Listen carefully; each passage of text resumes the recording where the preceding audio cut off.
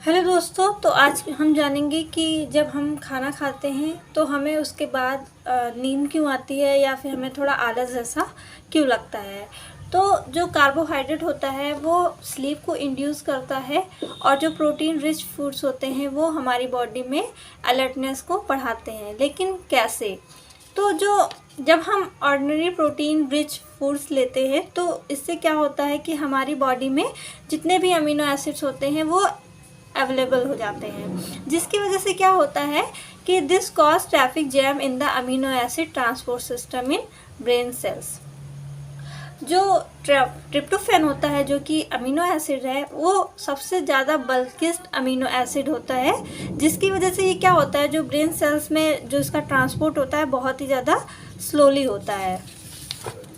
और जब हम कार्बोहाइड्रेट रिच डाइट लेते हैं तो इसकी वजह से क्या होता है कि जो इंसुलिन सिक्रीशन है वो इंड्यूस होता है और इंसुलिन क्या करता है हमारी बॉडी में, वो अमीनो एसिड के कंसंट्रेशन को लोअर कर देता है। अब इससे क्या होता है कि जब अमीनो एसिड जो अदर अमीनो एसिड्स हैं उनका जो कंसंट्रेशन है वो ब्लड में कम हो गया है, तो इसकी वजह से क्या होता है tryptophan easily enters in the brain cells. तो ट्रिप्टोफैन क्या होता है वो ब्रेन सेल में बहुत ही ईजिली एंटर कर जाता है। When tryptophan is available in brain in excess quantity, serotonin may be generated to induce sleep. तो क्या होता है ट्रिप्टोफैन जब एक्सेस अमाउंट में होता है ब्रेन में तो ये सेरोटोनिन को बनाता है और ये सेरोटोनिन इनडायरेक्टली स्लीप को इंड्यूस करता है। अब सेरोटोनिन क्या होता है, ये बहुत ही इम्पॉर्टेंट न्यूरोट्रांसमीटर है ब्रेन में और ये इन्वॉल्व होता है mood, sleep, appetite and temperature regulation में। अब हम ये जानते हैं कि ट्रिप्टोफैन कैसे सेरोटोनिन से और देन सेरोटोनिन कैसे स्लीप को इंड्यूस कराता है। तो आप बहुत ही ईजी तरीके से इस साइकिल से इसको समझ पाएंगे। तो जो ट्रिप्टोफैन होता है वो क्या करता है, ट्रिप्टोफैन हाइड्रोक्सिलेज एंजाइम होता है ट्रिप्टोफैन हाइड्रोक्सिलेज।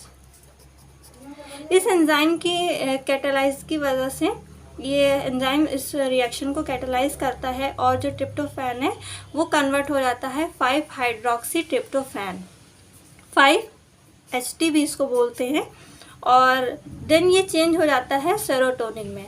लेकिन जब ये ट्रिप्टोफैन एक्सेस अमाउंट में हो जाता है तो जो सेरोटोनिन है वो मोर प्रोड्यूस होता है या सेरोटोनिन ज़्यादा बनने लगता है। अब ये सेरोटोनिन क्या करता है, फर्दर एसाइलेटेड हो जाता है और एसिटाइल सेरोटोनिन बनाता है, देन ये मिथाइलेटेड होकर मेलाटोनिन बनाता है और मेलाटोनिन रिस्पॉन्सिबल होता है स्लीप के लिए।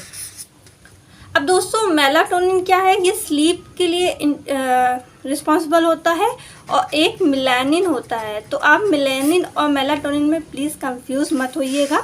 मेलानिन क्या करता है, ये पिगमेंट है जो स्किन में पाया जाता है और मेलाटोनिन क्या करता है, ये स्लीप को इंड्यूस करता है। आई होप दोस्तों आप समझ गए होंगे कि कैसे अगर हम कार्बोहाइड्रेट रिच फूड लेते हैं तो वो ज़्यादा हमारी बॉडी में स्लीप या ड्राउजीनेस के लिए रिस्पॉन्सिबल होता है, और जब हम प्रोटीन रिच फूड लेते हैं तो ये हमारी बॉडी के अलर्टनेस के लिए रिस्पॉन्सिबल होता है।